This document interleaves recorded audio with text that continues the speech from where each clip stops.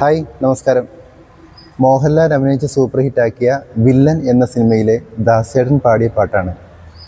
കണ്ടിട്ടും കണ്ടിട്ടും പോരാതെ തമ്മിൽ കണ്ണോടു കണ്ണോരം ചേരുന്നു നാം, പെയ്തിട്ടും പെയ്തിട്ടും പോരാതെ വീണ്ടും വാർമേഘത്തെല്ലായി മാറുന്നു നാം. ഞാറ്റുവേലക്കാലങ്ങളേറെ പോയി മറഞ്ഞു ദൂരെ,